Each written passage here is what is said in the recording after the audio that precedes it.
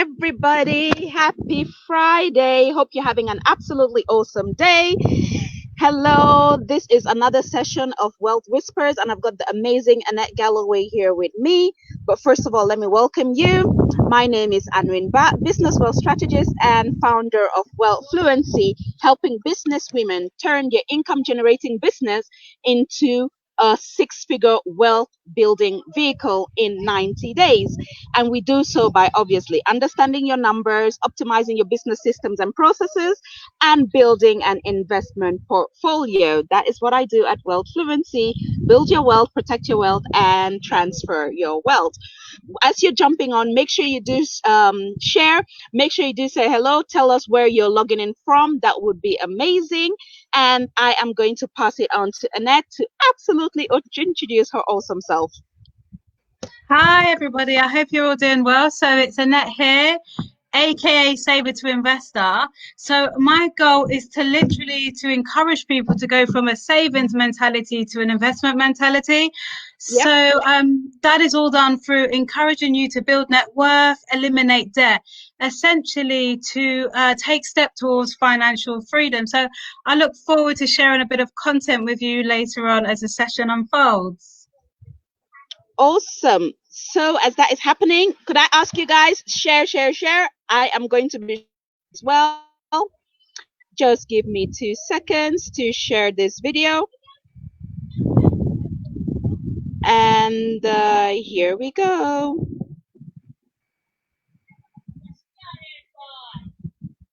Awesome. Okay, let's do this. So Annette, let's get going. Tell us a bit about yourself, please. Okay, so so my name's Annette, as Anwin's just said, and I'm extremely passionate about financial literacy. And the recent killing of Mr. Floyd in America, it just highlighted to me the importance of financial literacy and empowerment. Because, you know, when you're not financially empowered, you are vulnerable to abuse slightly. So my goal is to just get people as financially empowered as possible. So the goal is to get you beyond debt, so to eliminate debt and to begin building wealth, to begin building your net worth, because it's not necessarily how much you earn that matters, it's how much you keep. Let's say you're in England and you earn £30,000 a year. If you spend £30,000 a year, you know, your net worth is zero. So the goal here is to eliminate debt, build wealth. The goal is to keep your spending low and get your savings higher so that you can begin purchasing income producing assets. So that's essentially what I do in a nutshell. Just provide comprehensive financial literacy to take you from a savings mentality to an investment mentality. Awesome. I really love the fact that you actually brought it into context in regards to what is happening today and the importance of building wealth. Not only having a job, not only recreating a job for yourself, because that's what I'm finding with a lot of small businesses. They basically just recreated a 9-to-5. So this is really good to kind of put it into context. As you guys know, I'm all about building a business that supports your lifestyle. And actually, I'm live streaming from the beach right now. So if you see anything in the background, it's just people having a good time at the beach. But just to get on with this then, any questions, please make sure that you do drop it in the comments below. Annette is here to help us. And Annette, just give us a bit more than what is saver to investor? What is it all about? What is the motto there? I know you gave us a bit of a flavor of it earlier, but are you able to expand on it as to how you started, why, and how?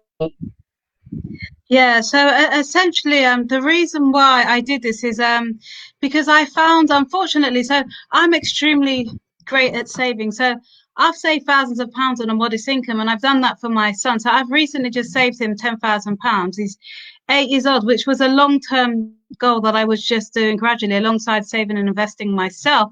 And but I found that it's one thing to save, but true financial freedom lies in investing. And I took out an investment at the age of 23. I'm now 34, even though I don't look a day over 30. And after a year, it didn't perform the way I wanted to. And because of a lack of financial literacy, instead of keeping the investment in place, it was in a diversified account with my local high street bank, Halifax, which is quite a large bank. I should have left the investment alone because of compound interest, but instead I interrupted the investment, and it wasn't another 10 years. So just recently that I began to invest again, backed up by financial literacy. So I encourage people to not just save their money, but invest their money. But I find, unfortunately, on this journey, some people have quite high debt threshold, and they're not yet in a position to be investing, because you need to save first and manage your money. And unfortunately, a lot of people are living paycheck to paycheck in debt and not really having a lot of money at the end of the month. So my goal is to break that pattern and not just, tell people to invest, but, provide them with options for investing. So I work with a property advisor and a stocks and shares specialist as well. And we also work with other people that can, help you to source more income streams. And the great thing about Saver to Investor is, if I wouldn't recommend something to my mother, I wouldn't recommend it to you. So they're all legitimate, credible, regulated opportunities backed up by financial literacy, and we track your wealth along the journey. So the goal here today is to just stop that hand to mouth, earn 30k, spend 30k, or maybe a bit more, and have a bit of credit card debt on top, etc. It's really to rein in your finances, and just, it's really about financial well-being, and just allowing you to achieve the lifestyle that you want and be able to maintain that, capital in a healthy way, and get your money working hard for you instead of you always working hard for your money. Absolutely. You're absolutely right. And the great thing is that they say it is business and it's not personal, but when it comes to your finances and when it comes to money, it is very personal indeed. And what you find, and what I found with the business owners I've worked with, is that a lot of the habits that they have in their personal finance, they carry it over into their business finance as well. So it's very Yeah. good that you're able to basically stabilize yourself at a personal level, and then that will allow you to build on that in your business as well. And you've already kind of mentioned as well why you were doing this, and the fact that literally we have to stop as a people. We have to literally just stop, because it's something that society is basically inbreeding in us as well, to go into debt, to live on credit. So it's about stopping, earning your Mm. 30k and spending 40k, but rather earning Yeah, 30k and spending 20k. I really, exactly. really like that. So could you just enlighten us a bit, how has COVID impacted people then in regards to going from saver to investor? And also, one little thing you mentioned, that a lot of people are not even able to save, let alone be investors. So if you could just first start with telling us how COVID has impacted this, and also how does one then actually save to be able to then move from saving to investing, because as you said, it's a journey. Yes. So it's definitely a journey. So for me personally, yeah, for some people they haven't been affected, but a lot of people have been affected in terms of being furloughed, and some people unfortunately have lost their income altogether. So the coronavirus has had quite a significant impact on people's salary. Generally, I would say for some people, I've been told coronavirus has allow them to have more money, only because they haven't been paying for travel for work, childcare fees, expensive childcare lessons, etc. And I've also heard some people drastically affected by coronavirus in terms of job losses. Nonetheless, regardless of your situation, the key thing here is to begin putting in place financial literacy and good money management, because the market will recover. You will gain income streams, everything will get to a balance again in a matter of time. But the key is, a lot of people don't want to, I'm sure, default back to old patterns of spending more than they earn and not budgeting, and spending money and wondering what's happened to their finances. So the goal of Saver Investor is to put financial measures in place, so that if another financial incident happens again, like a virus or a recession, etc., you would have a financial buffer zone so that if you did lose your job, you would be financially secure for a couple of months. And if anything, you would be in the position to actually invest in the market, because a lot of people right now are investing because the stocks and shares market's on sale, but you can only do that if your financial house is in order. So Saver to Investor is all about getting your financial house in order. So no matter what the economic market, no matter what the situation, coronavirus or etc., you will be able to withstand that, because you're building your net worth, you've got income producing assets, you're earning high but spending low, and when you do spend, you're spending on income producing assets. Absolutely. As you say, it's all about literacy. And I totally agree with you there, 100%. And I could vouch for that as well, that a lot of what the wealthier and the richer people in the world are doing has got absolutely nothing with how much they actually earn. It's got much to do in regards to their money habits, in regards to their relationship with money. So the literacy, basically educating yourself financially, and also rewriting your money story, is so important, regardless of if you're doing 10K a month or if you're doing 500K a month. It all Mhm. starts with, basically, as you said, getting your house in order, regardless what the size of your house is. Mhm. So as we just round this off, would you be able to summarize for us, Annette? If Are you able to give us three tips, three three tips in Yeah. regards to getting on this journey of going from a saver to an investor, or even go a little bit before that, how to become a saver and then from there to an investor? Three tips. Yeah, so I'll give you 3 money management tips that I guarantee you will save you thousands of pounds, provided you implement them. And I know they work because I've done this on a modest income and a relatively, higher income. So tip number one is you need to know your cash flow. So unless you can live off less than you earn, you will never be, financially secure to the point whereby, you can pull back from work and, not have to go to work if you choose to. So number one, you need to live off less than you earn. How do you do that? Budget. You need to set boundaries on your spending. A budget is setting boundaries on your spend and setting the limits. It's almost, everything in nature, has boundaries to a certain extent, like the sea has boundaries, a river has boundaries. So a budget is setting boundaries on your finances. So number two, you need to pay yourself first at least 10%. A fantastic book that you can all read is by a man called George Clayson, and it's called The Richest Man in Babylon. I would recommend you read this, your teenagers read this, and husbands and wives or partners read this book together. So the whole book, the main concept it teaches is to literally pay yourself first at least 10%. What does that mean?